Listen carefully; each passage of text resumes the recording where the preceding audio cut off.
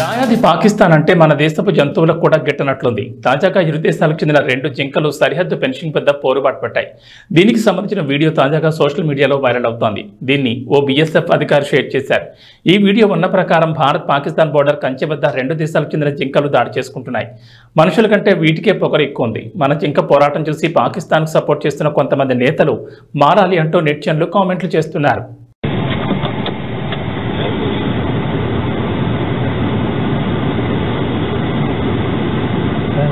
गलत कर रहे हैं।